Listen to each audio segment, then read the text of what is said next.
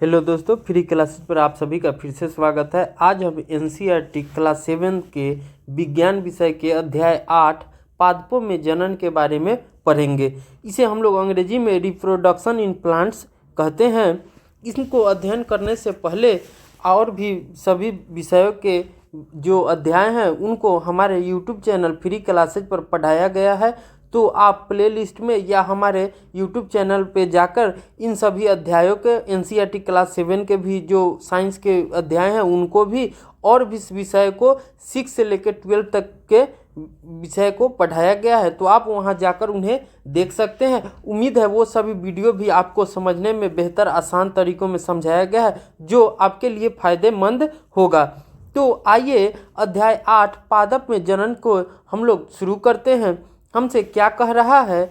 अपने वंश अथवा प्रजाति को बनाए रखने के लिए पादप और जंतुओं के लिए जनन आवश्यक है।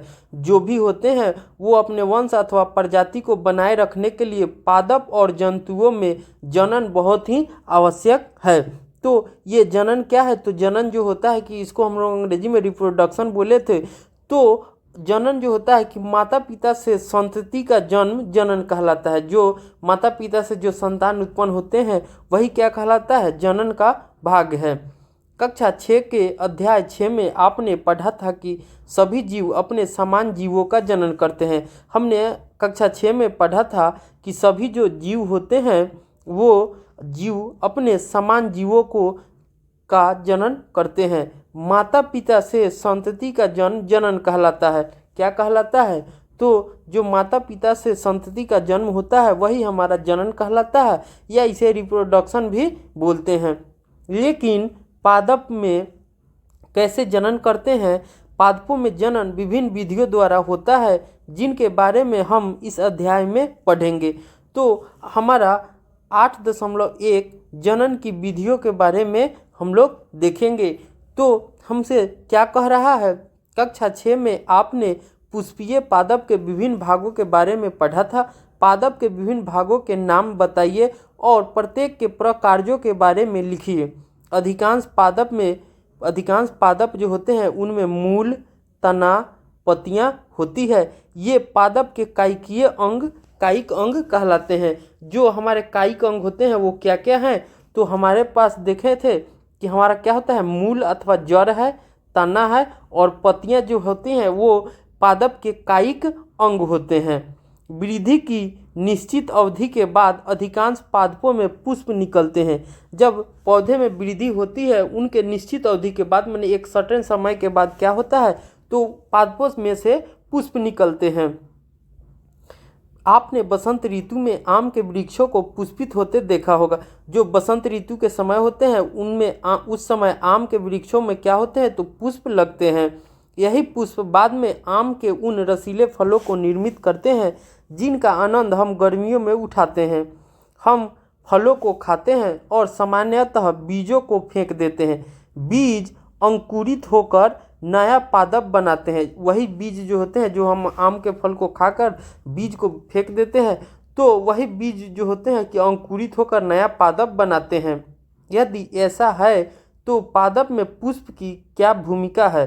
पुष्प पादप में जनन का कार्य करते हैं। जो पुष्प होते हैं वो पादप में क्या करते हैं? तो पुष्प ही है जो पादप में जनन का कार्य करते हैं। वास्तव में पुष्प पादप के जनन अंग है। जो पादप में पुष्प होते हैं वो क्या है? तो वास्तव में पादप के जनन अंग पुष्प होते हैं। किसी पुष्प में केवल नर जनन अंग अथवा मादा जनन अंग या फिर दोनों ही जनन अंग हो सकते हैं। किसी भी जो पुष्प होते हैं उनमें नर जनन अंग या अथवा मादा जनन अंग या फिर दोनों जो है जनन अंग हो सकते हैं। पादप अनेक विधियों द्वारा अपनी संतति उत्पन्न करते हैं। इनमें जनन 2 प्रकार के होते हैं। जो पादप होते हैं तो अनेक विधियों द्वारा अपनी संतान का उत्पन्न करते हैं। इनमें जनन के जो मुख्यतः होते हैं 2 प्रकार होते हैं। पहला हमारा क्या है? तो लैंगिक जनन और दूसरा है लैंगिक जनन। जनन 2 प्रकार के होते हैं। पहला है अलैंगिक जनन और दूसरा है लैंगिक जनन। अब अलैंगिक जनन में पादप बिना बीजों के ही नए पादप को उत्पन्न करते हैं। जो हमारा अलैंगिक जनन होता है उसमें पादप क्या करते हैं, तो बिना बीज के ही नए पादप को उत्पन्न करते हैं, जबकि लैंगिक जनन में नए पादप बीजों से प्राप्त होते हैं। तो हम देख रहे हैं कि जो अलैंगिक जनन होते हैं वो जो होते हैं तो वो बीजों से प्राप्त नहीं होते हैं, वो डायरेक्टली जो होते हैं बिना बीज के ही नए पादप को उत्पन्न कर लेते हैं। जबकि लैंगिक जनन में क्या होता है, तो बीज से नए पादप प्राप्त होते हैं। अब हम देखते हैं आगे अलैंगिक जनन क्या है। अलैंगिक जनन, अलैंगिक जनन में नए पादप बीजों अथवा बीजाणुओं के उपयोग के बिना ही उगाए जा सकते हैं। जो अलैंगिक जनन होते हैं उसमें नए पादप बीजों अथवा बीजाणुओं के बिना उपयोग किए ही उगाए जा सकते हैं। अब हमारा अगला है कायिक प्रवर्धन। कायिक प्रवर्धन, इसे हम लोग अंग्रेजी में वेजिटेटिव प्रोपोगेशन कहते हैं। यह एक प्रकार का अलैंगिक जनन है। जो कायिक प्रवर्धन होते हैं वो एक प्रकार का अलैंगिक जनन है जिसमें पादप के मूल, तने, पत्ती अथवा कली, जो जिसे हम मुकुल भी बोलते हैं, जैसे किसी कायिक अंग द्वारा नया पादप प्राप्त किया जाता है। जो हमारे पादप के कायिक अंग होते हैं, मूल, तना, पत्ती अथवा कली या मुकुल, उसी से हम लोग क्या करते हैं, तो नए पादप को प्राप्त करते हैं। चूँकि जनन पादप के कायिक भागों से होता है अतः इसे कायिक प्रवर्धन कहते हैं। जो ये पादप में ये जनन जो हो रहे हैं वो कायिक भागों से होते हैं, इसीलिए इसे कायिक प्रवर्धन कहते हैं। अब हम क्रियाकलाप 8.1 को देखते हैं। गुलाब अथवा चंपा के पौधे की एक शाखा को उसकी पर्व संधि से काटिए। पर्व संधि तना या शाखा का वह भाग है। जो पर्व संधि होते हैं वो तना या शाखा का वह भाग है जहाँ से पत्ती निकलती है, उसे क्या कहते हैं, पर्व संधि कहते हैं। शाखा के इस टुकड़े को कर्तन या कलम कहते हैं। जो हमने शाखा का टुकड़ा किया है उसे हम लोग क्या कहते हैं, तो कर्तन या कलम कहते हैं। अब कलम को मिट्टी में दबा दीजिए। अब क्या करेंगे कि उस कलम को हम लोग मिट्टी में दबा देंगे। कलम को प्रतिदिन पानी दीजिए और इसकी वृद्धि को देखिए। नोट कीजिए कि जड़ के निकलने और नई पत्तियों के निकलने में कितने दिन लगे। इसी क्रियाकलाप को जल से भरे पात्र में मनी प्लांट का पौधा उगाकर दोहराइए। अब हमें क्या करना है कि मनी प्लांट के जो पौधे होते हैं उसे इसी क्रियाकलाप के द्वारा हमको करना है और अपने प्रक्षणों को नोट करना है। आपने पुष्प कलिकाओं से पुष्पों को खिलते देखा होगा। पुष्प कलिकाओं के अतिरिक्त पत्तियों के कक्ष, पत्ती के पर्व संधि से जुड़ाव का बिंदु, जो अतिरिक्त कक्ष होते हैं, कक्ष किसे कहते हैं, तो पत्तियों के पर्व संधि से जुड़ाव का बिंदु है, में भी कलिकाएं होती है। कलिकाएं या मुकुल होती है। ये कलिकाएं प्ररोहो अंकुरों के रूप में विकसित होते हैं। ये जो कलिकाएं होती है वो अंकुरों के रूप में विकसित होती है और कायिक कलिकाएं कहलाती है। और ये जो होती हैं कलिकाएं वो क्या कहलाती है, तो कायिक कलिकाएं कहलाती है। कली में एक छोटा तना होता है। इस कली में क्या होता है, तो एक छोटा तना होता है जिसके चारों ओर अपरिपक्व पत्तियां एक दूसरे के ऊपर अध्यारोपित होती है। जो अपरिपक्व कलियां होती हैं एक दूसरे पर क्या होती है, तो अध्यारोपित रहती हैं। कायिक कलिकाएं भी नए पादप को जन्म दे सकती है। अब जैसा कि चित्र 8.1 में हम देख सकते हैं कि किसी गुलाब के तने की कलम से जनन, तो ये क्या है, ये जो हमारा पौधे का जो भाग होते हैं ये क्या कहलाते हैं, पर्व संधि कहलाते हैं। तो हमने देखा था कि पर्व संधि क्या होते हैं, तो पर्व संधि वह भाग है जो पुष्प की जो तना से या पत्तियों से निकले होते हैं वो क्या कहलाते हैं, पर्व संधि कहलाते हैं। और ये क्या है, तो ये कलिकाएं हैं जो अक्ष से जुड़ी हुई है। अब हम क्रियाकलाप 8.2 को देखते हैं। एक ताज़ा आलू लीजिए। अब हमें क्या लेना है, आलू लेना है। आवर्धक लेंस की सहायता से, आवर्धक लेंस क्या होता है, तो हम ज्योमेट्री टूल बॉक्स देखते हैं तो उसमें एक लेंस दिया रहता है दर्पण जैसा, वही हमारा क्या होता है, तो आवर्धक लेंस होता है। इसे हम लोग अंग्रेजी में मैग्नीफाइंग लेंस भी कहते हैं। इस पर परे छत चिन्हों को देखिए। आपको इनमें कलिका या कलिकाएं दिखाई दे सकती है। छत चिन्ह को आँख भी कहते हैं। जो हमारे छत चिन्ह होते हैं उसे हम लोग आँख भी कहते हैं। आलू के कुछ टुकड़े काटिए जिनमें से प्रत्येक में एक आँख अवश्य हो और उन्हें मिट्टी में दबा दीजिए। अब क्या करना है, आलू को इस तरफ काटना है कि उसमें एक आँख अवश्य हो। अब उन्हें क्या करना है, मिट्टी में दबा देना है। उस स्थान पर कुछ दिनों तक पानी डालते रहिए और जिस स्थान पर हम उसको दबाए हैं उस पर क्या करेंगे, तो पानी डालते रहेंगे। जहां आपने आलू के टुकड़े को मिट्टी में दबाया था, कुछ दिन बाद आलू के टुकड़े को खोद कर निकाल लीजिए। आप क्या देखते हैं, इसी प्रकार आप अदरक अथवा हल्दी भी उगा सकते हैं। अब हम 8.3 में देखते हैं, तो एक हमने अदरक का टुकड़ा लिया है जिसे हम लोग मिट्टी में दबा देने से क्या हो रहा है, तो वो पादप जो होते हैं उनके जड़ से नए पादप अंकुरित हो रहे हैं। जैसा कि ये हम देख सकते हैं, ये नए पादप क्या हो रहे हैं, अंकुरित हो सकते हैं। अब हम चित्र 8.2 में देखते हैं, तो हम देख रहे हैं कि यहाँ हमने क्या लिया हुआ है, आलू लिया हुआ है।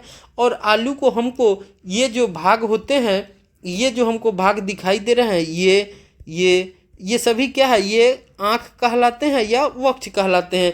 तो आलू को हमको इस प्रकार काटना है कि प्रत्येक कटे हुए भाग में क्या होना चाहिए, एक आँख हमको उपस्थित होना चाहिए और उसको क्या करना है, मिट्टी में दबा देना है। मिट्टी में दबा देने के बाद कुछ समय तक जहाँ दबाएंगे वहाँ पानी डालते रहेंगे और पानी डालने के बाद कुछ समय के बाद हम उसको निकाल कर देखेंगे कि उसमें क्या चेंजेज हुए हैं।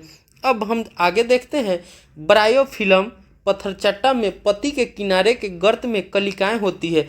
जो ब्रायोफिल्म है या पत्थरचट्टा है उसमें क्या होते हैं, तो पत्ती के जो किनारे होते हैं उनमें गर्त कलिकाएं होती है।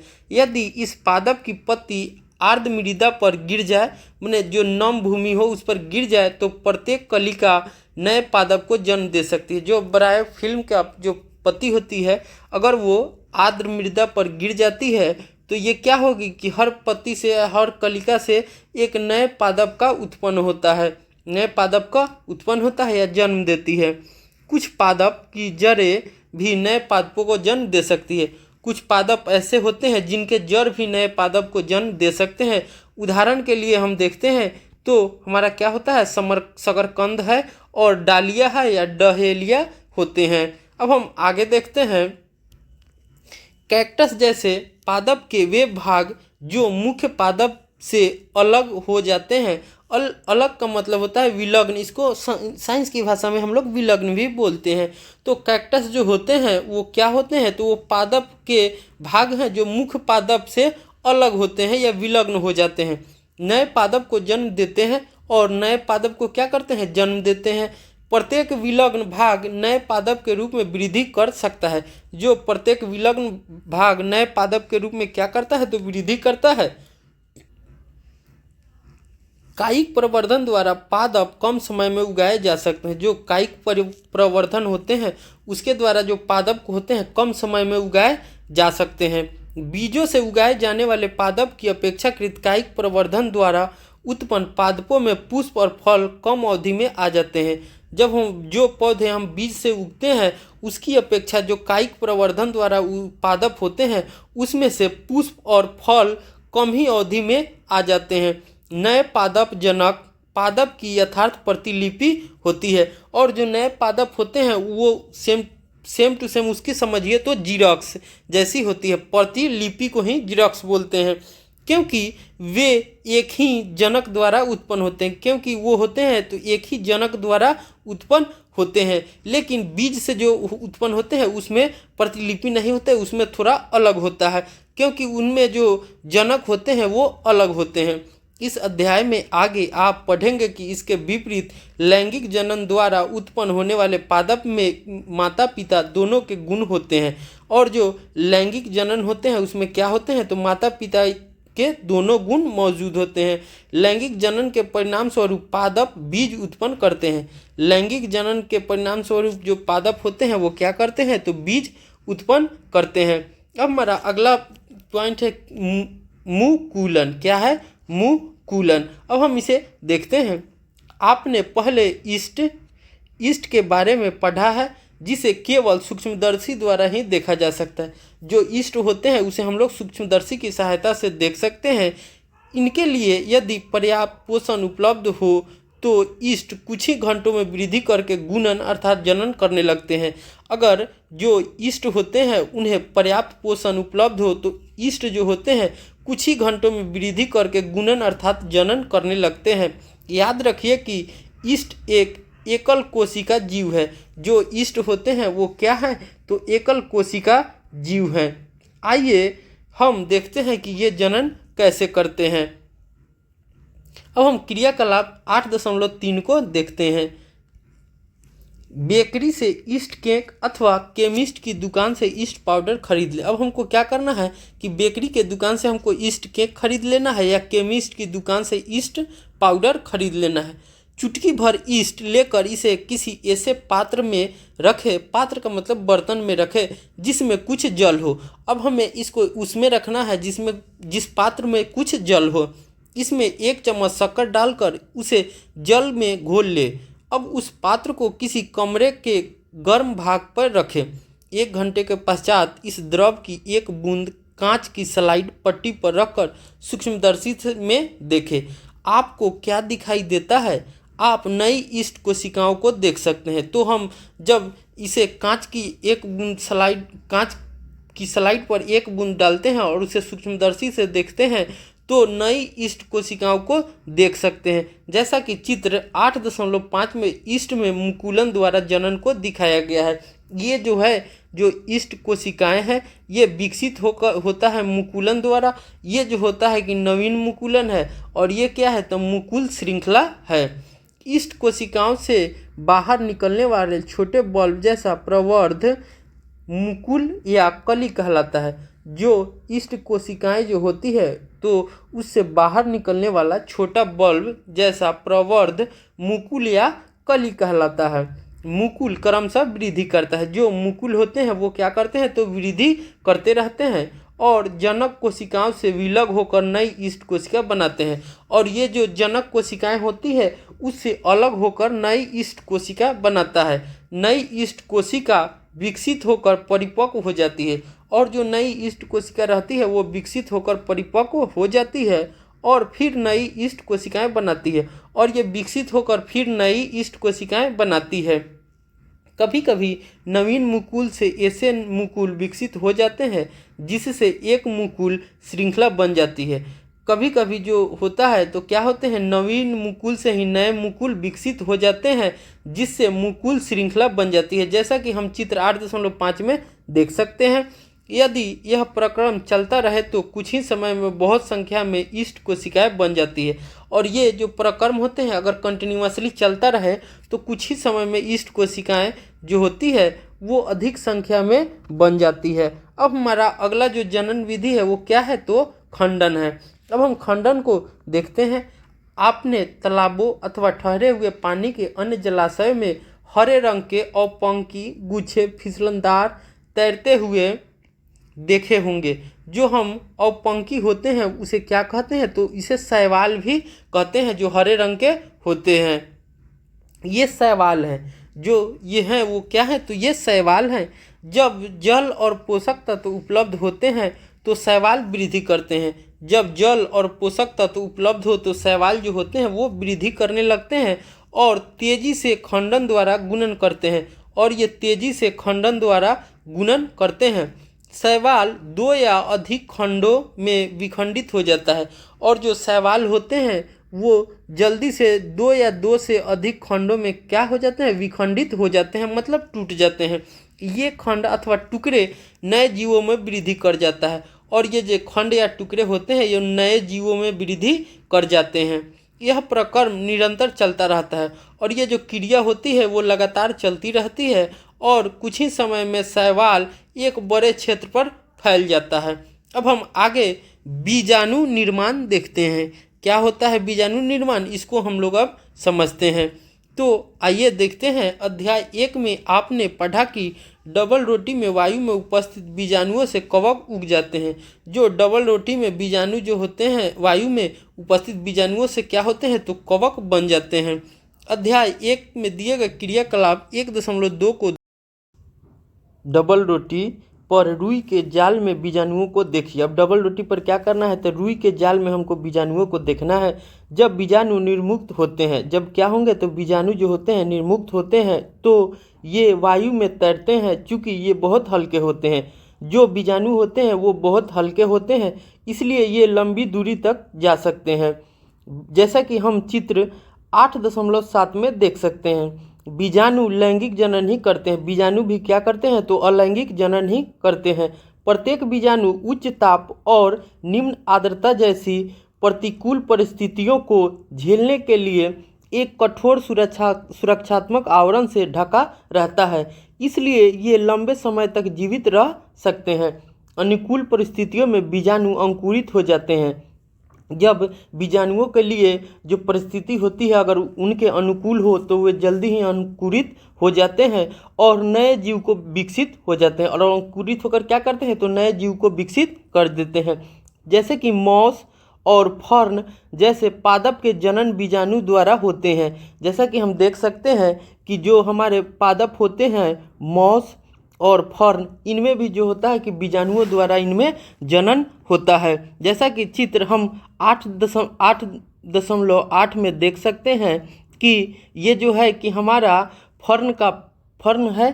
फर्न में क्या होते हैं, तो ये जो हमारा है वो क्या है, तो बीजाणुधानी पुंज है, और यही क्या करते हैं, उत्पन्न होकर विकसित ये अंकुरित हो जाते हैं धीरे धीरे। जैसे ये भाग को हम देख रहे हैं, ये क्या है, तो ये धीरे धीरे अंकुरित हो जाते हैं और नए जीव को विकसित करते हैं।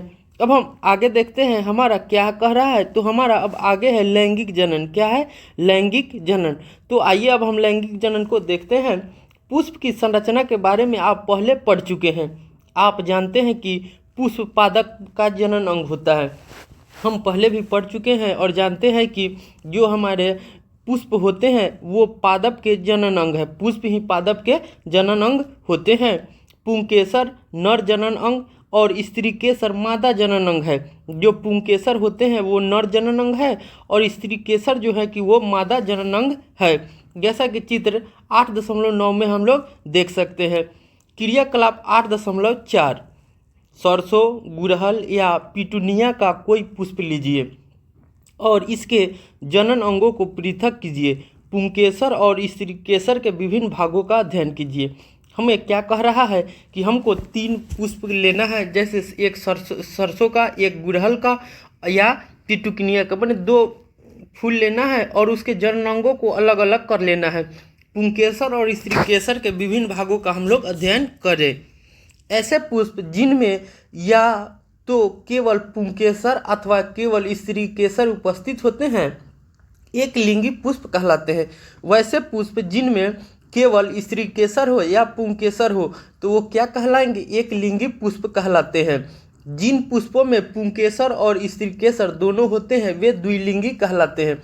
जिनमें एक हो या पुंकेसर हो या स्त्रीकेसर हो तो उन्हें क्या कहेंगे, एक लिंगी पुष्प कहेंगे। जब पुष्पों में पुंकेसर और स्त्रीकेसर दोनों होंगे तो वो क्या कहलाते हैं, द्विलिंगी पुष्प कहलाते हैं।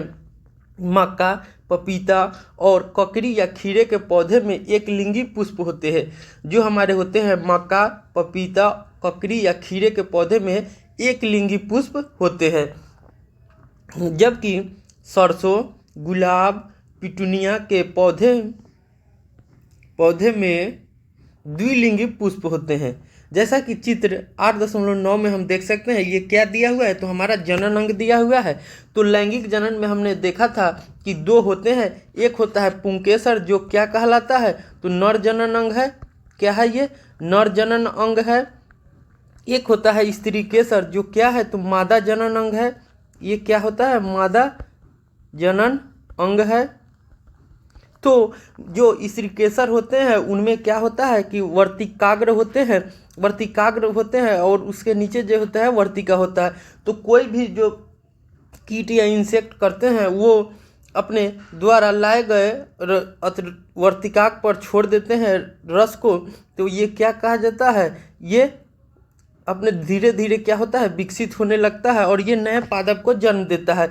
तो ये वर्तिकाग से क्या आता है, वर्तिका पर आती है और धीरे धीरे क्या होता है, तो अंडाशय का विकसित होता है और अंडाशय जो होता है कि ये बीजांड का रूप ले लेता है और नए पौधे का जन्म होता है। इस तरह से मर्द में जो पादप नर जनन अंग होते हैं उनमें क्या होता है, तो परागकोश होता है और तंतु होता है। ये क्या करते हैं, परागकोश, यही परागकोश आकर कहाँ रहता है, वर्तिकाग पर रहता है, आकर गिरता है, तो उसी से नए पौधे का जन्म होता है। नर और मादा एक लिंगी पुष्प दोनों एक ही पादप पर उपस्थित हो सकते हैं। जो हमारे पास नर और मादा का एक लिंगी पुष्प दोनों ही एक ही पादप पर उपस्थित हो सकते हैं। जो नर और मादा के एक लिंगी पुष्प है एक ही पौधे पर हो सकते हैं अथवा भिन्न पादपों पर भी पाए जा सकते हैं। ये अलग भी हो सकते हैं या एक पौधे पर ही उपस्थित हो सकते हैं। क्या आप पुंकेसर में परागकोश और तंतु को पहचान सकते हैं? चित्र 8.9 को देखिए। एक को परागकोश में परागकण होते हैं। जो परागकोश होते हैं उसमें क्या होते हैं? तो परागकण होते हैं। ये जो हमारा परागकोश है इसमें क्या पाया जाता है? तो परागकण होते हैं, परागकण होते हैं। यही परागकण क्या होता है? तो वर्तिकाग्र पर आकर बैठते हैं जिससे वो अंडाशय होते हैं, उसके बाद बीजांड का जन्म ले लेता है। अब हम देखते हैं कि जो नर युग्मक को बनाते हैं, ये जो होते हैं परागकण, ये क्या बनाते हैं? तो नर युग्मों को बनाते हैं। स्त्री केसर में वर्तिकाग्र, वर्तिका और अंडाशय होते हैं। जबकि हमने देखा है कि परागकोश में क्या होते हैं? तो परागकोश में परागकण होते हैं जो नर युग्मों को बनाते हैं, और स्त्री केसर में क्या होता है? तो वर्तिकाग्र, वर्तिका और अंडाशय होते हैं। अंडाशय में एक या अधिक बीजांड होते हैं। जो अंडाशय होते हैं उनमें एक या अधिक बीजांड होते हैं। जैसा कि चित्र 8.9b में हम देख सकते हैं। तो हमने पहले ही देखा है लैंगिक जनन में नर और मादा युग्मों के युग्मन से युग्मनज बनता है। जो लैंगिक जनन होते हैं उनमें नर और मादा युग्मों के युग्मन से माने मिलने से एक नए पादप का जन्म होता है जिसको हम लोग युग्मनज बोलते हैं। इसको अब हम लोग आगे देखते हैं। अब हमारा है परागकण। क्या परागकण क्या होते हैं उसके बारे में हम लोग देखते हैं। सामान्यतः परागकणों में दृढ़ सुरक्षात्मक आवरण होते हैं। जो परागकण होते हैं उनमें दृढ़ सुरक्षात्मक आवरण होते हैं जो उन्हें सूखने से बचाता है।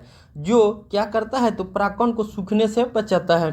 क्योंकि परागकण हल्के होते हैं अतः वह वायु अथवा जल द्वारा बहा कर ले जाए जा सकते हैं। पुष्पों पर बैठने वाले कीटों के शरीर पर परागकण चिपक जाते हैं। जो कीट जो होते हैं जो पुष्पों पर बैठते हैं उसके शरीर में क्या होता है? तो परागकण चिपक जाते हैं। जब कीट उसी प्रकार के किसी अन्य पुष्प पर बैठता है तो पुष्प के वर्तिकाग्र पर कुछ परागकण गिर जाते हैं।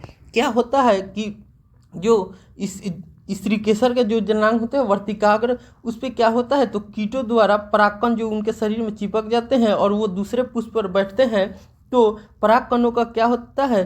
परागकोश के पुष्प में वर्तिकाग्र पर स्थानांतरण हो जाता है। तो उससे क्या होता है कि परागकणों का परागकोश के से पुष्प के वर्तिकाग्र पर स्थानांतरण हो जाता है। ये हमारा परागकण कहलाता है। यदि परागकण उसी पुष्प के वर्तिकाग्र पर गिरते हैं, यदि जो परागकण होते हैं वो अगर उसी पुष्प के वर्तिकाग्र पर गिरते हैं तो इसे स्वपरागण कहते हैं। क्या कहते हैं? इसे स्वपरागण कहते हैं। जैसा कि हम चित्र 8.10a में देख सकते हैं कि दो पुष्प दिए हुए हैं। एक जो है तो स्वपरागण का एक चित्र है और एक क्या है कि परपरागण का चित्र है। जब कोई कीट किसी वर्तिकाग्र जो परागकण को लेकर आते हैं और उसी पुष्प के वर्तिकाग्र पर गिर जाते हैं तो वो क्या कहलाते हैं? स्वपरागण कहलाते हैं। जब परागकोश जो होते हैं वो परागकण को लेकर अगर किसी दूसरे पुष्प पर जाते हैं और वो वर्तिकाग्र पर गिर जाते हैं तो वो क्या कहलाता है? परपरागण कहलाता है। जब पुष्प के परागकण उसी पादप के किसी अन्य पुष्प के वर्तिकाग्र पर गिरते हैं तो इसे परपरागण कहते हैं। अगर ये किसी दूसरे पुष्प के परागण पर वर्तिकाग्र पर गिरते हैं तो ये क्या कहलाते हैं? ये परपरागण कहलाते हैं। जैसा कि चित्र हम 8.10 और AB में देखे हैं। अब हमारा आगे है निषेचन। निषेचन क्या होते हैं उसको हम लोग देखते हैं। नर तथा मादा युग्मों के युग्मन द्वारा बनी कोशिका युग्मनज कहलाती है। जब नर और मादा युग्मों के युग्मन से, युग्मन का मतलब हो गया संयोग से, जो मिलने से कोशिका बनती है वो क्या कहलाती है? युग्मनज कहलाती है। युग्मनज बनाने के लिए नर और मादा युग्मों के युग्मन का प्रकरण निषेचन कहलाता है। युग्मनज बनाने के लिए नर और मादा युग्मों के युग्मन का प्रकरण क्या कहलाता है? तो हमारा निषेचन कहलाता है। युग्मनज भ्रूण में विकसित होता है। जो युग्मनज होते हैं वो कहाँ विकसित होते हैं? तो भ्रूण में विकसित होते हैं। अब हम आगे देखते हैं, जैसा कि चित्र 8.11 में दिखाया गया है, ये हमारा क्या है, अंकुरित होता परागकण है, जिसे हम देख सकते हैं। ये क्या है, परागनली है। ये क्या है, युग्मज का निर्माण है। ये क्या है, अंडकोश है। यही अंडकोश है। यही अंडकोश क्या होता है, तो फल का रूप ले लेता है आगे बड़ा होकर। अब हम 8.3 फल और बीज का विकास के बारे में देखते हैं कि फल और बीज का विकास कैसे होता है। तो आइए देखते हैं। निषेचन के पश्चात अंडाशय फल में विकसित हो जाते हैं। निषेचन के बाद क्या होता है, तो अंडाशय जो होते हैं कि फल में विकसित हो जाते हैं, जबकि पुष्प के अन्य भाग मुरझाकर गिर जाते हैं। और जो फूल के अन्य भाग होते हैं वो क्या होते हैं, तो मुरझाकर गिर जाते हैं। परिपक्व हो जाने पर अंडाशय फल के रूप में विकसित हो जाता है। जब परिपक्व हो जाते हैं तो अंडाशय क्या होता है, फल के रूप में विकसित हो जाता है। बीजांड से बीज विकसित होते हैं। बीजांड से क्या होते हैं, बीज विकसित होते हैं। बीज में एक भ्रूण होता है। बीज में क्या होता है, तो एक भ्रूण होता है जो सुरक्षात्मक बीजावरण के अंदर रहता है। कुछ फल गूदेदार और रसीले होते हैं। कुछ फल क्या होते हैं, तो गूदेदार और रसीले होते हैं, जैसे आम, सेब, संतरा। कुछ फल कठोर होते हैं, जैसे बादाम और अखरोट। जैसा कि चित्र 8.12 और बी में हम लोग देख सकते हैं। अब हम लोग जैसा कि देख सकते हैं, इसमें क्या है, तो ये हमारा क्या है, सेब है, और ये क्या है, बादाम है। अब हमारा कह रहा है, तो ये जो होते हैं कि वो गूदेदार होते हैं और रसीले गूदेदार होते हैं, जबकि बादाम क्या है, तो वो कठोर होते हैं। अब हमारा बीज प्रकीर्णन क्या होता है, उसको हम लोग देखते हैं। प्रकृति में एक ही प्रकार के पादप विभिन्न स्थानों पर उगे पाए जाते हैं। जब हम प्रकृति में देखते हैं, नेचर में देखते हैं, प्रकृति का मतलब होता है कि हमारे चारों तरफ के जो आवरण है वही क्या कहलाते हैं, प्रकृति कहलाते हैं या वातावरण कहलाते हैं।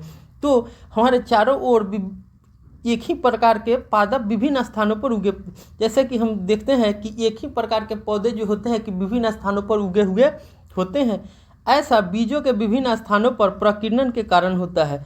ऐसा क्यों होता है, तो ऐसा जो होता है कि बीजों के विभिन्न स्थान पर प्रकीर्णन के कारण होता है, क्योंकि जो उनके बीज होते हैं अगर किसी माध्यम से स्थानांतरण होकर दूसरी जगह गिर जाते हैं तो वहीं अंकुरित होकर नए पादप का जन्म ले लेते हैं। तो ये प्रक्रिया क्या कहलाती है, प्रकीर्णन कहलाती है। कभी कभी किसी वन अथवा खेत या फिर उद्यान में चहलकदमी करते समय आपको अपने वस्त्र पर फलों के बीज चिपके दिखाई देते हैं। जैसा कि हम देखते हैं कि जब हम किसी वन या खेत में या उद्यान में चहलकदमी करते हैं, मैंने टहलने के लिए जाते हैं, घूमते हैं, तो हम देखते हैं कि हमारे कपड़ों पर कुछ फलों के बीज जो होते हैं कि चिपके हुए दिखाई देते हैं। क्या आपने कभी यह जानने का प्रयास किया है कि ये बीज आपके वस्त्र पर कैसे चिपक जाते हैं? कल्पना कीजिए कि किसी पादप के सभी बीज एक ही स्थान पर गिरकर वही उग आए। आपके विचार में इस स्थिति में क्या होगा? पादप के नवोभिद माने नए उगे पौधे के बीच धूप, जल, खनिजों और स्थानों के लिए गंभीर प्रतिस्पर्धा होगी। जब मान लीजिए कि जो पादप जो हैं उनके जो बीज हों अगर एक ही स्थान पर गिरकर उगने लगे तो क्या हो जाएगा, उन पादपों में जो नए पौधे उगे होंगे उनके बीच धूप, जल और खनिज के लिए और स्थान के लिए गंभीर स्पर्धा होगी, जिससे वो क्या होगा कि कोई भी पौधा ग्रो नहीं कर पाएगा। संभवतः उनमें से कोई भी स्वस्थ पादप के रूप में विकसित नहीं होगा। और क्या होगा, कोई भी उनमें नए पौधे में कोई जो होगा कि स्वस्थ पादप के रूप में विकसित नहीं होगा। पादपों को बीजों के प्रकीर्णन से लाभ होता है। जो पादपों में होते हैं वो बीजों के प्रकीर्णन से लाभ होता है। इससे एक ही प्रकार के पादप के नवोद्भिदों में सूर्य के प्रकाश, जल और खनिज के लिए परस्पर स्पर्धा की संभावना कम हो जाती है। अगर एक ही प्रकार के पादप के जो नए पौधे हैं उनमें क्या होता है, तो सूर्य के प्रकाश, जल और खनिजों के लिए परस्पर स्पर्धा की संभावना कम हो जाती है। प्रकीर्णन पादप को व्यापक क्षेत्र में वितरित होने के लिए आवश्यक होता है। जो प्रकीर्णन होते हैं उन्हें व्यापक क्षेत्र में वितरित होने के लिए आवश्यक होता है ताकि वे नए आवासों में अपनी पकड़ बनाने में समर्थ हो सके। प्रकृति में पादप के फलों और बीजों का प्रकीर्णन पवन, जल, जंतुओं द्वारा होता है। जो प्राकृतिक में जो होते हैं तो पादप के फलों और बीजों का प्रकीर्णन जो होता है तो किस किस माध्यम से होगा, तो हवा के माध्यम से होगा, जल के माध्यम से होगा और या जंतुओं के माध्यम से होता है। सहजन हम लोग देखे होंगे, जिसे हम लोग अंग्रेजी में ड्रम स्टिक भी बोलते हैं, तथा द्विफल मैपिल जैसे पादप के पंखयुक्त बीज, घासों के हल्के बीज या आक के रोम युक्त बीज, सूरजमुखी के रोम युक्त फल पवन के साथ उड़कर सुदूर स्थान माने दूर स्थानों तक चले जाते हैं। ये सभी क्या होते हैं, तो इनके बीज जो होते हैं कि हवा के साथ उड़कर सुदूर माने दूसरे स्थानों तक चले जाते हैं। कुछ बीज फल द्वारा प्रकीर्णित होते हैं, कुछ बीज जो क्या होते हैं, तो जल द्वारा प्रकीर्णित होते हैं। ऐसे बीजों अथवा फलों के आवरण स्पंजी अथवा तंतुमय होते हैं ताकि वे जल में पलवन का मतलब होता है तैरते करते हुए एक स्थान से दूसरे स्थान तक जा सके। वो जल में भी पलवन करते हुए एक स्थान से दूसरे स्थान तक जा सकते हैं। उदाहरण के लिए नारियल, जैसे कि हमने उदाहरण में क्या देखा, नारियल के बीज होते हैं। कुछ बीज जंतुओं द्वारा प्रकीर्णित होते हैं, कुछ बीज जो होते हैं वो जंतुओं द्वारा प्रकीर्णित होते हैं। विशेष रूप से कटंकी, क्या होता है, कणटंकी माने कांटेदार बीज, जिनमें हुक जैसी संरचनाएं होती है जिससे बीज जंतुओं के शरीर से चिपक जाते हैं। क्या होता है, वो कांटेदार होते हैं तो वो जंतुओं के शरीर से चिपक जाते हैं और दूरस्थ स्थानों तक ले जाते हैं। इनके उदाहरण यूरेना और जैंथियम है। ये जो होते हैं तो ये क्या होते हैं, तो ये जंतुओं द्वारा होने वाले स्थानांतरण या प्रकीर्णन के कारण जो होता है कि इन पौधों का जन्म होता है, नए पौधों में अलग जगह स्थानांतरण होता है या प्रकीर्णित होता है। अब हम आगे देखते हैं। कुछ पौधे के फल झटके के साथ फट जाते हैं। क्या होते हैं कि कुछ पौधे के जो फल होते हैं वो झटके के साथ फट जाते हैं, जिसके अंदर स्थित बीज प्रकीर्णित हो जाते हैं। वो क्या होते हैं कि जब हम किसी पौधे के फल को झटके मारते हैं तो वो फट जाते हैं और जिसके कारण उसके अंदर से बीज प्रकीर्णित हो जाते हैं। बीज जनक पादप से दूर जाकर गिरते हैं, और बीज जनक क्या होते हैं, तो पादप से दूर जाकर गिरते हैं। जैसा कि आप देख सकते हैं, एरंड होता है और बाल्सम होता है। ये जो दो पादप होते हैं वो क्या होते हैं, ये झटके से टूट के या अपने से टूटकर बीज दूसरे स्थान पर जाकर क्या होते हैं, अंकुरित हो जाते हैं। अब इस तरह से हमारा अध्याय, ये हम लोग थ्योरी को देख चुके हैं। अब हमने इस अध्याय में क्या क्या सीखा है उसको हम लोग बेहतर तरीके से एक बार और देखते हैं कि हमारा क्या कह रहा है। तो हमने देखा है कि इस अध्याय में हमने जाना था कि जो सभी जीव अपनी किस्म को बनाए रखने के लिए जनन या गुणन करते हैं। कोई भी जो पौधे होते हैं या जीव होते हैं अपने संतान को बढ़ाने के लिए, अपने वंश के बढ़ाने के लिए क्या करते हैं, जनन या गुणन करते हैं। क्या करते हैं, जनन या गुणन करते हैं। दूसरा हमने देखा था कि पादप में जनन जो होते हैं वो दो प्रकार के होते हैं। जो पादप में जनन होते हैं वो क्या होते हैं, तो दो प्रकार के होते हैं। एक हमने देखा था लैंगिक जनन और अलैंगिक जनन, और दूसरा हमने देखा था लैंगिक जनन। हमने आगे देखा था कि लैंगिक जनन की कुछ विधियां हैं। जो लैंगिक जनन होते हैं उसकी कुछ विधियां हैं, जिनमें क्या क्या आता था, तो हमने देखा था कि खंडन, मुकुलन, बीजाणु निर्माण और कायिक प्रवर्धन जो होते हैं, ये सभी जो होते हैं अलैंगिक जनन के उदाहरण थे, विधियाँ थे। क्योंकि खंडन, मुकुलन, बीजाणु निर्माण और कायिक परिवर्धन द्वारा जो होता है कि अलैंगिक जनन होता है। इसमें अलैंगिक जनन में हमने देखा था कि जो होते हैं तो अलैंगिक जनन जो होते हैं कि उसमें बीज का कोई रोल नहीं रहता है, ये बिना बीज के ही जनन कर सकते हैं। और इनके विधि क्या क्या है, तो खंडन, मुकुलन, बीजाणु निर्माण और कायिक परिवर्धन है। कायिक प्रवर्धन में हमने देखा था कि कायिक प्रवर्धन जो होते हैं वो कायिकीय अंग से होते हैं, मूल पत्ती तना, इसीलिए इसे कायिक प्रवर्धन कहते हैं। हमने आगे देखा था कि लैंगिक जनन में नर और मादा युग्मों का युग्मन होता है। जो हमने लैंगिक जनन में देखा था कि इसमें जो नर और मादा युग्मों का युग्मन होता है, जैसा कि नर और मादा क्या करेंगे, आपस में मिलकर जनन करते हैं, वो क्या कहलाते हैं, लैंगिक जनन कहलाते हैं। कायिक प्रवर्धन में पत्तियां, तना और मूल जैसे कायिक भागों से नए पादप उगाए जाते हैं। जो कायिक प्रवर्धन होते हैं उसमें क्या होते हैं, तो पौधे के मूल, तना और पत्तियां द्वारा कायिक भागों से नए पादप उगाए जाते हैं। आगे हमने देखा था कि पादप का मुख्य जो जनन अंग होते हैं वो क्या है, तो पुष्प जो होते हैं कि पादप के मुख्य जनन अंग है। क्या है? पुष्प पादप के मुख्य जनन अंग थे। आगे हमने देखा था कि एक लिंगी पुष्प में या तो नर या मादा जनन अंग होते हैं। जो एक लिंगी पुष्प होंगे उनमें क्या होगा, या तो नर जनन अंग होगा या मादा जनन होगा, कोई एक होगा। क्या होता है? कोई एक होता है, इसीलिए इसे हम लोग एक लिंगी पुष्प बोले थे। कोई एक होता है इसीलिए इसे हम लोग एक लिंगी पुष्प बोले थे। उसके बाद हम लोगों ने देखा था कि द्विलिंगी पुष्प में नर और मादा जनन अंग दोनों होते हैं। द्विलिंगी में क्या होते हैं, तो नर और मादा जनन अंग दोनों होते हैं, इसीलिए इसे हम लोग द्विलिंगी पुष्प बोले थे। आगे हमने देखा था कि नर युग्मक परागकणों के अंदर और मादा युग्मक बीजांड में पाए जाते हैं। जो नर युग्मक होते हैं वो कहाँ पाए जाते हैं, तो परागकणों में पाए जाते हैं, और मादा युग्मक होते हैं तो वो कहाँ पाए जाते हैं, बीजांड में पाए जाते हैं। हमने आगे देखा था कि किसी पुष्प के परागकोश से उसी पुष्प अथवा किसी अन्य पुष्प के वर्तिकाग्र तक परागकणों के स्थानांतरण का प्रक्रम परागण कहलाता है। हमने क्या देखा था कि जब पुष्प के परागकोश से उसी पुष्प अथवा किसी अन्य पुष्प के वर्तिकाग्र तक परागकणों के स्थानांतरण का प्रक्रम क्या कहलाया था, परागण कहलाया था। अगर वो जो पुष्प के परागकोश हैं अगर उसी पुष्प के ऊपर वर्तिकाग्र पर गिरते हैं तो उसे हमने क्या कहा था, स्वपरागण कहा था। और ये किसी दूसरे पुष्प के वर्तिकाग्र पर गिरते हैं तो ये क्या कहलाते हैं, परपरागण कहलाते थे। आगे हमने देखा था जो परागण होते हैं वो कितने, दो प्रकार के होते हैं। जो परागण होते हैं वो क्या होते हैं, तो दो प्रकार के होते हैं। एक होता है स्वपरागण, एक क्या होता है, स्वपरागण, और दूसरा क्या हमने देखा था कि परपरागण होते हैं। क्या होते हैं, परपरागण होते हैं।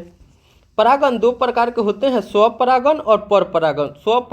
स्वपरागण में परागकण परागकोश से उसी पुष्प के वर्तिकाग्र तक स्थानांतरित होते हैं। परपरागण में परागकण एक पुष्प के परागकोश से उसी प्रकार के दूसरे पुष्प के वर्तिकाग्र तक स्थानांतरित होते हैं। जब दूसरे पुष्प के वर्तिकाग्र तक स्थानांतरित होते हैं उसे परपरागण बोलिएगा, और जो उसी पुष्प के वर्तिकाग्र पर होगा उसको क्या कहते हैं, तो स्वपरागण कहते हैं। आगे हमने देखा था कि परागण के जो माध्यम होते हैं कि परागण किस किस माध्यम से होता है, तो परागण जो होता है पवन, जल और कीटों के द्वारा हो सकता है। जो ये होते हैं तो पवन द्वारा मतलब हवा द्वारा हो सकते हैं, जल द्वारा हो सकते हैं, या कीटों द्वारा हो सकते हैं। आगे हमने देखा था कि नर और मादा युग्मों का युग्म निषेचन कहलाता है। जब नर और मादा युग्मकों का आपस में मिलन होता है या मिलते हैं तो क्या कहलाते हैं, ये प्रक्रिया निषेचन कहलाता है। निषेचित अंड युग्मनज कहलाता है। जो निषेचित अंड होते हैं वो क्या कहलाते हैं, युग्मनज कहलाते हैं।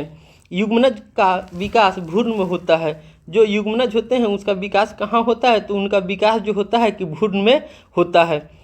इस तरह से हमने इन सभी बिंदुओं को अध्याय 8 पादप में जनन में देखे थे। तो आज हमारा अध्याय 8 पादप में जनन समाप्त हो गया। उम्मीद है आप लोगों को भी बेहतर तरीके से समझ में आया होगा। फिर भी अगर आपको किसी बिंदु या पॉइंट को लेकर दिक्कत हो रहा है तो आप हमारे कमेंट सेक्शन में लिख सकते हैं। आप सभी क्या कीजिएगा कि ये कॉपी में शॉर्ट्स नोट्स बना लीजिएगा, और जिसमें जो इस अध्याय के जो मेन बिंदु हैं या पॉइंट है उनको लिख लीजिएगा। वो हमेशा याद रखिएगा, जैसे कि परागण किस माध्यम से होते हैं, नर और मादा युग्मनों के मिलने से क्या होता है, क्या बनता है, निषेचन क्या है, परागकोश क्या है, वर्तिकाग्र क्या है, द्विलिंगी पुष्प क्या है। तो ये सब शॉर्ट नोट्स बनाकर रखिएगा ताकि आपको एग्जाम के समय में काम करे, या आगे जब हायर स्टडी के लिए जाइएगा तो उस समय भी आपको मदद करेंगे। तो मिलते हैं अगले वीडियो में, तब तक के लिए बाय।